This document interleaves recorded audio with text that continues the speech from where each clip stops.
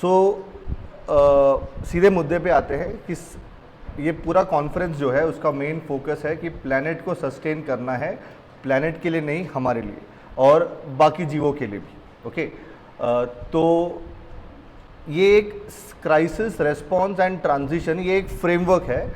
Framework का कारण ये है कि अक्सर ऐसा होता है कि इकोलॉजिस्ट जो है इकोनॉमिस्ट से बात नहीं कर पाता इस मुद्दे पर, और इकोनॉमिस्ट और इकोलॉजिस्ट दोनों टेक्नोलॉजिस्ट से बात नहीं कर पाते।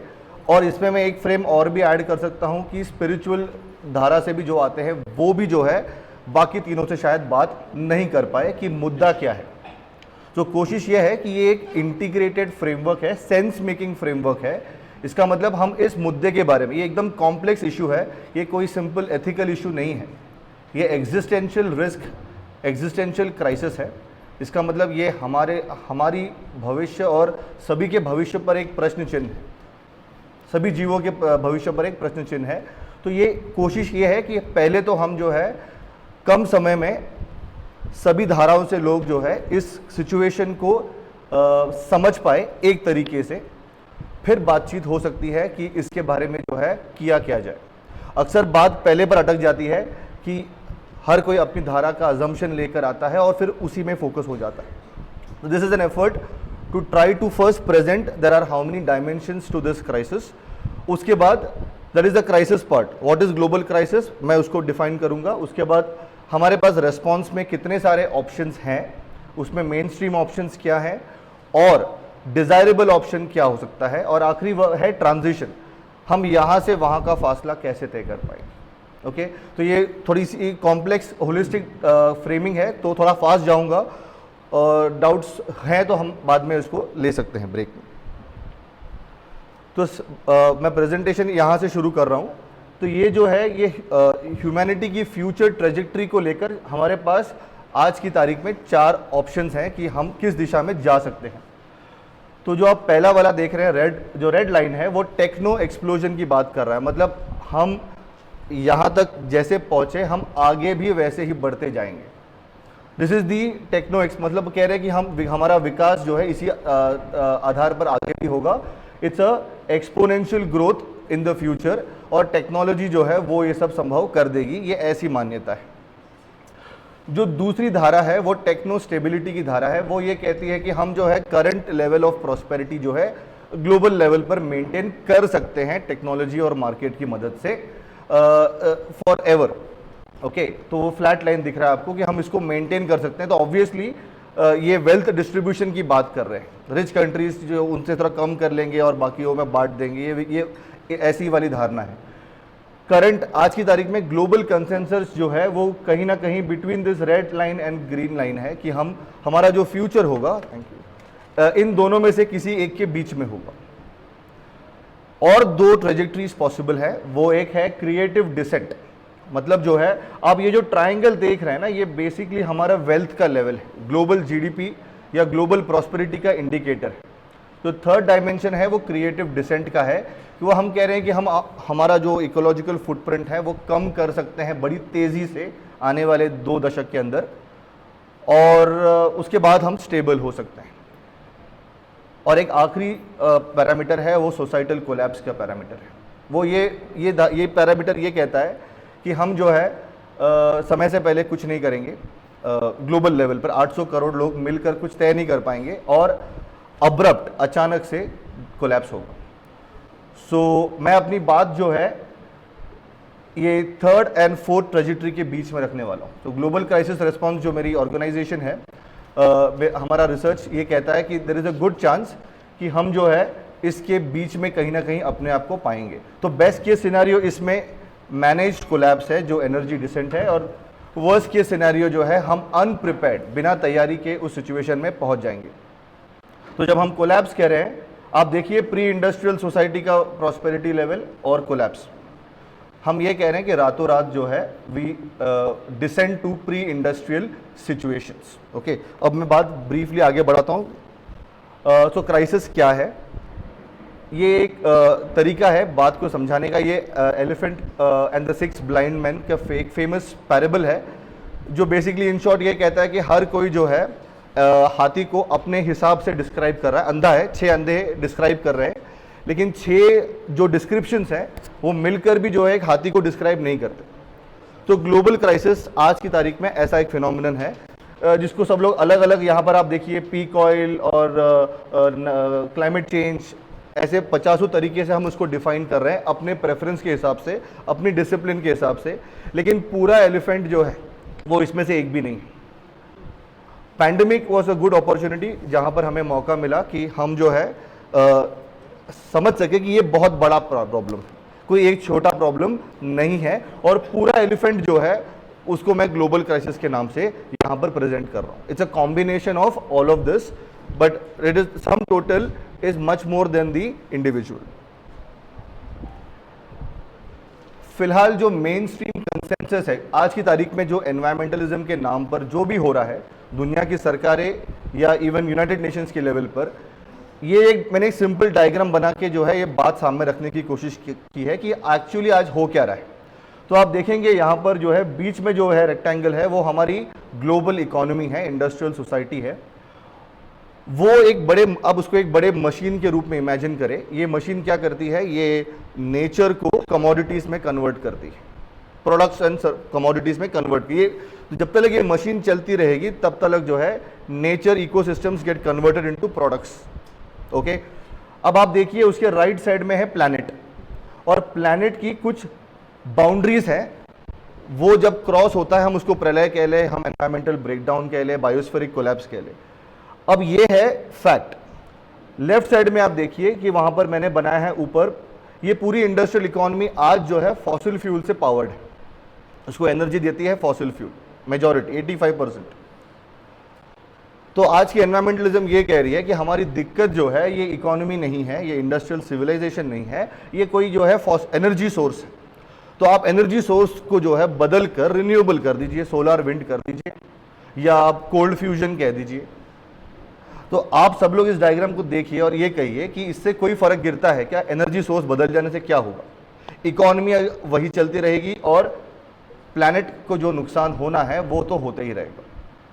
तो आज एनवायरमेंटलिज्म का मतलब एक ही है कि आप अपना निवेश जो है फॉसिल फ्यूल से हटाकर रिन्यूएबल में कर दीजिए। तो दुनिया की जो सरकारें ये काम कर रही हैं, जो एनजीओ ये काम कर रहे हैं, वो ग्रीन है, बाकी सब जो है ब्लैक है। प्रॉब्लम को या बीमारी को आप जिस तरह से डायग्नोज करोगे, ट्रीटमेंट वैसा ही होगा। ऐसे डिफाइन करेंगे तो हमारी सारी ऊर्जा लग जाएगी, सारे पैसे लग जाएंगे, रिन्यूएबल करने में लग जाएंगे, लेकिन उससे जो है एनवायरमेंटल ओवरशूट का प्रॉब्लम सॉल्व नहीं होने वाला। तो ये एक ऐसी रेस है जिसमें हम दौड़ तो रहेंगे, जीत भी गए तो भी हारने वाले। तो प्रॉब्लम गहरा है, तो उस पर बात करते हैं। So what is global crisis? तो मैं कह रहा हूं कि ग्लोबल क्राइसिस जो है, it's an emergent phenomenon from the confluence of any और all of the following triggers. ये एक इमर्जेंट फिनोमिनन है, ये सबके मिलने से कुछ बनता है, ये वो फिनोमिनन है। ओके, और ग्लोबल क्राइसिस एक रिस्क की तरह मैं प्रेजेंट कर रहा हूं। इसका मतलब यह है कि ग्लोबल क्राइसिस दो लेवल पे देख रहे हैं। पहले तो है कि immediate, inevitable, abrupt, involuntary societal collapse. हम ज़्यादातर लोग एनवायरमेंटल ब्रेकडाउन की बात कर चुके हैं, लेकिन वो अभी भी कुछ दशक दूर की बात है, और हमारा नसीब अच्छा रहा तो 100 साल के बाद है। लेकिन मैं ये कह रहा हूं कि we are immediately facing a risk of societal collapse. Global economy ढह जाएगी, इसी को हम कहते हैं फेल्ड स्टेट्स। दुनिया में आज भी कुछ फेल्ड स्टेट्स हैं, तो हमें लगता है श्रीलंका में हुआ तो हमारे वहाँ नहीं होगा। हम में और श्रीलंका में कोई विशेष अंतर नहीं है, वो भी 85% ऑयल इंपोर्ट करती है, हम भी करते हैं। उनका परिवार छोटा है, हमारा बड़ा है, हमारे पास रिसोर्सेज भी ज़्यादा है, परिवार भी बड़ा है, लेकिन जो उनके साथ हुआ वो हमारे साथ नहीं होगा, ऐसा कहना गलत होगा। सिचुएशन एक बिल्कुल वैसे ही है। फाइनेंशियल क्राइसिस से शुरू होता है, फिर वो एनर्जी क्राइसिस बनता है, फिर पॉलिटिकल, एंड उसके बाद जो है, अगर तो आप ये समझ लीजिए श्रीलंका में अब हो रहा है तो पूरे विश्व में फिलहाल स्टेबिलिटी है, तो श्रीलंका को संभाल सकते हैं। लेकिन अगर सब जगह एक साथ ऐसा कुछ हो जाए तो क्या होगा? उस वक्त कोई किसी को संभालने नहीं आ सकता। तो सोसाइटल कोलैप्स हमारे हिसाब से जो है ऐसी सिचुएशन है जहां पर कोई भी सेंट्रलाइज्ड इंस्टीट्यूशंस फंक्शन नहीं करेंगी। इसका मतलब स्टेट, मिलिट्री एंड मार्केट्स दोनों, आज की तारीख में स्टेट और मार्केट दोनों हमारी ज़रूरतों को पूरी करते हैं। कोलैप्स एक ऐसी सिचुएशन है जहां पर दोनों भी बेकार हो जाते हैं, उसके बाद जो बचता है किसी और व्यवस्था को टेक ओवर करना पड़ेगा। सो कोलैप्स में इसको इन शॉर्ट ये कह रहा हूं, इसको विजुअलाइज आप ऐसा कर ले। ऐसा सिचुएशन हमने आज तक इससे पहले वैश्विक स्तर पर कभी नहीं किया है, और किसी भी मनुष्य ने इस तरह की सिचुएशन इसके पहले कभी नहीं फेस की है, क्योंकि इसके पहले आज तक ऐसा कभी नहीं हुआ है कि हमारे फैसले पर धरती का फ्यूचर डिपेंड हो। इतनी ताकत हमारे पास पहले कभी नहीं आई। तो थोड़ा हमें अपने प्रति सिंपथाइज भी करना चाहिए। It's a unique problem we are facing. किसी एक को या किसी एक एंटिटी को ब्लेम करने से कुछ खास हासिल नहीं होगा। हम यहाँ पर आज है, ये सत्य है, ये रियलिटी है। सो बेसिकली ग्लोबल क्राइसिस जो है, इसको मैंने जो है मल्टी डायमेंशनल फ्रेमवर्क में एनालाइज किया है, और इसके बेसिकली 4 पहलू हैं। एक एनर्जी और इकोनॉमी का पहलू है, तो मतलब एनर्जी एंड इकोनॉमी की सिचुएशन ट्रिगर कर सकती है। दूसरा है सिविलाइजेशनल कॉम्प्लेक्सिटी, उस पर मैं आऊँगा। ये थोड़ा सा कॉन्सेप्ट इतना फेमिलियर नहीं होता है, मैं उस पर आऊँगा। हमारी सिविलाइजेशन बहुत कॉम्प्लिकेटेड है, कॉम्प्लेक्स है, वो अपने आप में एक ट्रिगर है। तीसरा है इकोलॉजिकल ओवरशूट। मैंने जो प्लैनेट के बाउंड्रीज की बात आपसे की वो है इकोलॉजिकल ओवरशूट। और लास्ट है डुअल यूज एक्सपोनेंशियल टेक्नोलॉजीज। तो ये हमारे तरफ 4 मिसाइल्स आ रहे हैं, और इसमें से जो है अगर हमें सिविलाइजेशनल कोलैप्स या बायोस्फीयर कोलैप्स अवॉइड करना है, तो हमारा जो भी रिस्पॉन्स होगा उसको इन चारों को रिस्पॉन्ड करना पड़ेगा।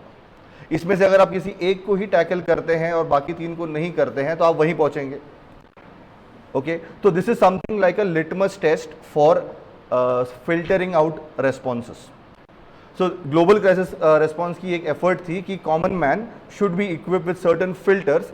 जब आपके सामने कोई प्रपोजल कोई दे जो विश्व को बचा सकता है, तो there has to be a simple filter litmus test, जिससे आपको पता लगे कि ये एड्रेस कर पाने की पोटेंशियल है या नहीं। ओके, सो ये इकोनॉमिक लेंस क्या है? ये इकोनॉमिक लेंस बड़ा सिंपल है कि ग्लोबल इकोनॉमी आज की तारीख में 600 exajoules of energy, this is our total primary energy consumption of the global economy.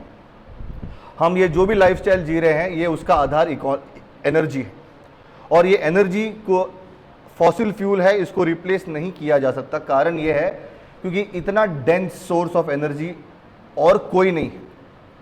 आप मान लीजिए कि एक गाड़ी के टैंक में जितना पेट्रोल होता है, वो जितना काम कर सकता है, उसका एक एनालॉजी ये है कि कोई एक इंसान दिन में 8 घंटे आपके लिए काम करे, तो 11 साल में वो जितना काम करेगा उतना जो है एक टंकी में पेट्रोल होता है।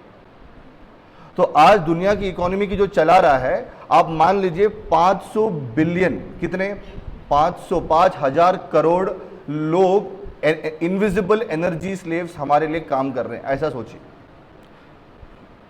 लोग कितने हैं? सिर्फ 800 करोड़ है, लेकिन इनविजिबल एनर्जी स्लेव्स कितने हैं? 5,000 करोड़। तो जिस दिन ये फॉसिल फ्यूल महंगा हो जाए, खत्म नहीं होने वाला है, महंगा होगा, इतना महंगा होगा कि आप यूज नहीं कर पाओगे, तो आप सडनली ये 500 बिलियन एनर्जी स्लेव्स भी गायब होने वाले। उस हालत में जो है आप अपनी व्यवस्था कैसे चलाओगे? तो हम जो है in short we are vulnerable to energy price, और जितना भी सस्ता एनर्जी अवेलेबल था वो सब हम यूज कर चुके। लो हैंगिंग फ्रूट खत्म हो चुका है। अब जो बचा है वो बहुत महंगा है और बहुत पोल्यूटिंग। तो एक पॉइंट के बाद जो है ये बहुत संकट, बहुत नजदीक वाला संकट है, एनर्जी क्राइसिस वाला। तो जो श्रीलंका में हुआ वो शुरुआत हुई फाइनेंशियल क्राइसिस से, उसके बाद में एनर्जी क्राइसिस हुआ। दुनिया भर में यही होगा, ऑयल इंपोर्टिंग कंट्रीज का ये हालत होने वाला है। दूसरा आते हैं सिस्टमिक लेंस की तरफ आते हैं, कॉम्प्लेक्सिटी। ये क्या चीज होती है? सो बेसिकली जो है इसको समझाने का एक सिंपल तरीका है।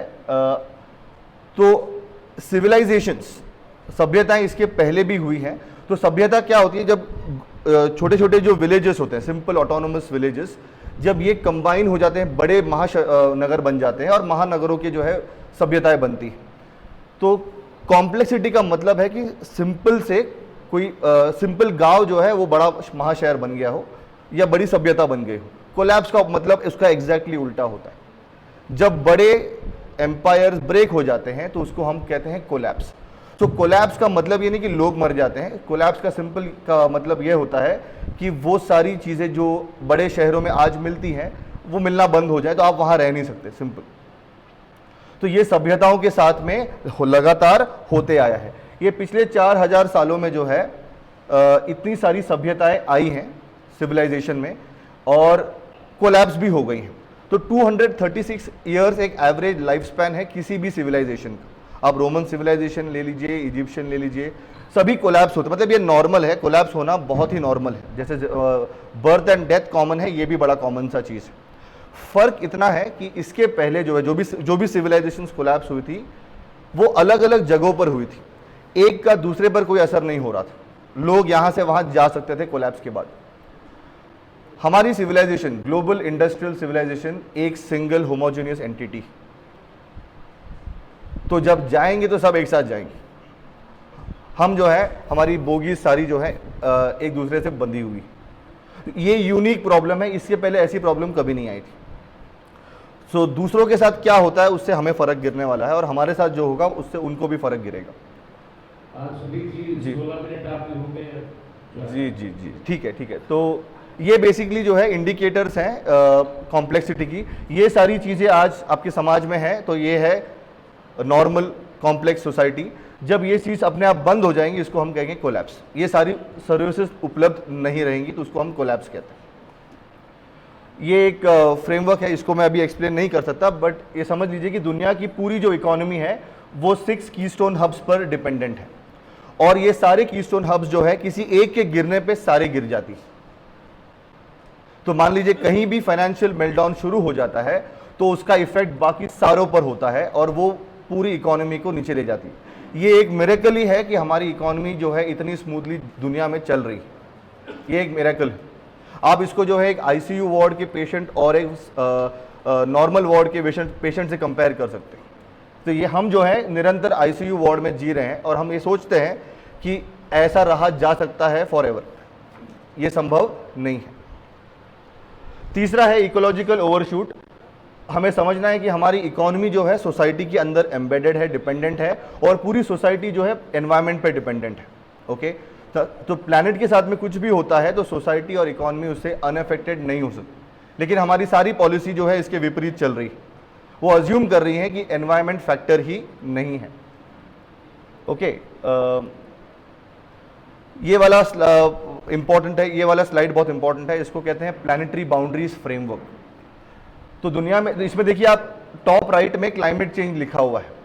तो बेसिकली जैसे ह्यूमन हेल्थ के वाइटल स्टैट्स होते हैं, पैरामीटर्स होते हैं, बीपी हो गया, पल्स हो गया, वैसे ही प्लैनेट के जो है 9 सिम्टम्स हैं, ये 9 पैरामीटर्स है जो प्लैनेट के हेल्थ को इंडिकेट करती है।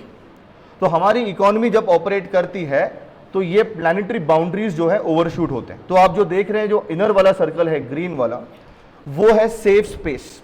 For most of human history, for lakhs of years we were within that green boundary. But पिछले 100-150 सालों में आप देखेंगे कि 9 में से हम 4 या 5 पैरामीटर्स एक्सीड कर चुके हैं। उसमें से क्लाइमेट चेंज सिर्फ एक है। आप देखिए टॉप में जो है वो है स्पीशीज एक्सटिंक्शन का पैरामीटर है। वी आर लूजिंग और species are going extinct at the rate of any mass extinction event. Okay, उसके साथ में फॉस्फोरस और नाइट्रोजन का लेवल्स भी देखिए कितना बढ़ गया। उस हिसाब से जो है climate change is important but not the only factor. तो ऐसा क्यों है कि क्लाइमेट चेंज के बारे में हर कोई बातें कर रहा है?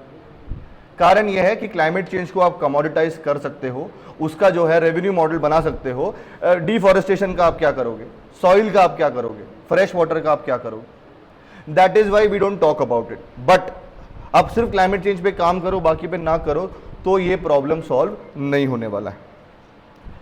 1960s में, I am sure some of you were born at that time, हमारा जो ग्लोबल इकोलॉजिकल फुटप्रिंट है ह्यूमन बींग्स का, वो प्लैनेट की बायो कैपेसिटी के अंदर गिरता था।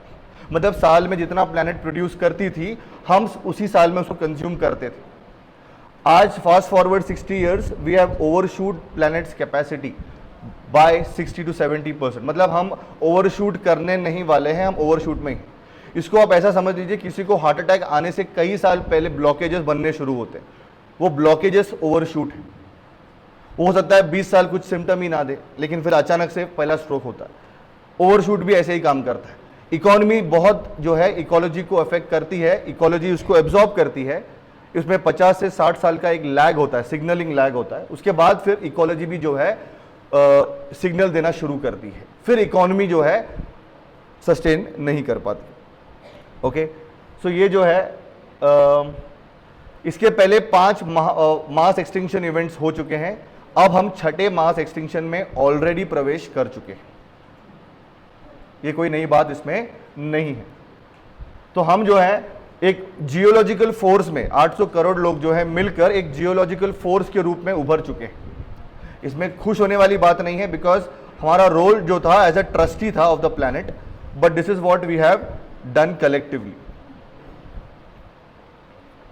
ओके, बाय द वे मैं ये जो बात कह रहा हूं सोसाइटल कोलैप्स प्रेडिक्टेड अलोंग 2040 2050, इसके बारे में जो है 1972 में ये रिपोर्ट आ चुका था, limits to growth, one of the most cited works ever.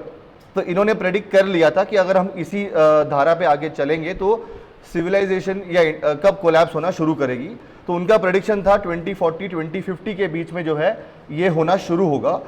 Recent research इसी मॉडल के ऊपर ये कहता है कि हम data is supporting the trajectory, मतलब हम बिल्कुल जो है प्रेडिक्शन के हिसाब से चल रहे हैं।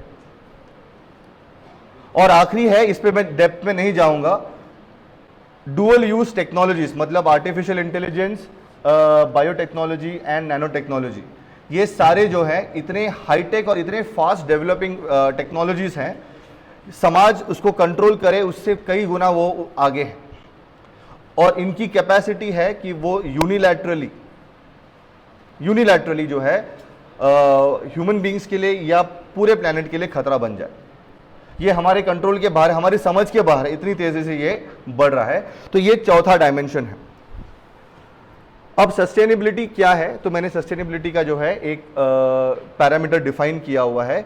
This could be a parameter to जज whether something could be sustain, वैसे और सारे डेफिनेशंस भी हैं, लेकिन मेरी फ्रेमिंग के हिसाब से मैंने एक पैरामीटर डिसाइड किया है कि ऐसा हो सकता है सस्टेनेबल एफर्ट। सबसे पहले जो है global crisis is equal to unsustainability. इसका मतलब हमारा जो एनर्जी कंजम्पशन है, इकोलॉजिकल फुटप्रिंट है और मटेरियल फुटप्रिंट है, ये टोटल अगर आप मिला ले तो जितना होना चाहिए उससे कम 70 से 80% ज़्यादा है। दूसरा, energy cost of energy. Okay, इसको मैं ज़्यादा एक्सप्लेन नहीं कर पाया क्योंकि टाइम नहीं है। ये एक इंपॉर्टेंट पैरामीटर, जैसा ही एनर्जी कॉस्ट ऑफ एनर्जी बढ़ेगा वैसे वैसे हम जो है क्राइसिस की तरफ बढ़ते जाएंगे। तीसरा है कॉम्प्लेक्सिटी, हम जितना हाईटेक सिस्टम्स यूज़ करेंगे और हमारी ग्लोबल सप्लाई चेन जितनी लंबी होगी, दूर दूर से सब सामान इंपोर्ट करने वाली जो इकोनॉमी है, वो हमको जो है अनसस्टेनेबिलिटी की ओर धक्का देती है। और लास्ट में जितना हम एक्सपोनेंशियल टेक्नोलॉजीज को अनकंट्रोल्ड तरीके से प्रोलिफरेट करने देंगे उतना ही जो है हम संकट मोल लेंगे। सो इन शॉर्ट इसका एग्जैक्टली जो ऑपोजिट है वो सस्टेनेबिलिटी है। तो अगर हम कोई भी सस्टेनेबल रिस्पॉन्स चाहते हैं तो उसका जो है इकोलॉजिकल फुटप्रिंट जो है बहुत लो होगा, कॉम्प्लेक्स बिल्कुल नहीं, मतलब लो टेक होगा, लोकल इकोनॉमीज होंगे और जो है फॉसिल फ्यूल से हम धीरे धीरे दूर चले जाएंगे। और लास्ट में एक्सपोनेंशियल टेक्नोलॉजीज का कोई फ्यूचर इसमें मुझे नहीं दिखाई पड़ता। ओके, 1 सेकेंड, मैं जस्ट लास्ट में आ रहा हूँ। सो जैसा मैंने कहा कि कुल मिलाकर दुनिया में आजकल जितने भी लोग रेस्पॉन्ड कर रहे हैं इस प्रॉब्लम को, उसको मैंने तीन एरियाज में कैटेगराइज किया है। सबसे पहला है बिजनेस एज यूजुअल अप्रोच और दूसरा है वीक सस्टेनेबल अप्रोच। तो दुनिया में 95-99% जो है आज जहाँ पर एनर्जी लग रही है, सोसाइटी पैसा निवेश कर रही है, सरकारें जहाँ मेहनत कर रही हैं, वो सारी पहले दो में आ जाती। वो क्या कह रही है कि इंडस्ट्रियल सिविलाइजेशन नॉन नेगोशिएबल है, इसके बारे में तो डिस्कशन नहीं होगा, किसी तरह से हम जो है टेक्नोलॉजी और मार्केट की बदौलत हम इसको कंट्रोल कर लेंगे। तो आप देखेंगे टॉप राइट में जो है sustainable development goals, green growth, circular economy, जितना भी आपने सुना होगा in the name of green, इसमें से किसी के पास पोटेंशियल नहीं है कि वो ग्लोबल क्राइसिस को अवॉइड कर सके। तो बचता है फिर पॉजिटिव कंस्ट्रक्टिव डायलॉग। ये हो सकता है कि फिर वो कौन से एफर्ट्स हैं जिनमें पोटेंशियल है कि हमें एक ये क्राइसिस अवॉइड ना कर पाए, लेकिन कम से कम इसका एक भविष्य हो सकता है। तो वो लास्ट में है। कॉमन्स मतलब community based localization has a future. मतलब जो हम कह रहे हैं कि भाई जो है विलेज या गांव के आधार पर ही, तो अल्टीमेटली जो है उसी लेवल पे सभी कुछ जाके रुकने वाला है। तो हमारे हाथ में अभी है कि हम तय करें कि इस सिचुएशन में हम अकस्मात पहुंचना चाहते हैं या हम जो है बची कुची ऊर्जा को जो है ऐसे लगाए कि समय आने पर हम तैयार रहेंगे। अभी फिलहाल BAU और वीक बहुत पावरफुल है, बहुत स्ट्रांग है, सीधे अभी कुछ भी नहीं कर सकते, लेकिन हमें कोई रोकता नहीं है कि हम स्ट्रांग सस्टेनेबल फ्यूचर या उस तरह के एफर्ट्स को आज से ही सपोर्ट करना शुरू क्यों ना कर सके। तो मैं प्रेजेंटेशन अभी फिलहाल यहीं रोक रहा हूँ, थोड़ी सी बात आगे और है लेकिन वो हो सकता है हम फिर कभी ले लें। Thank you.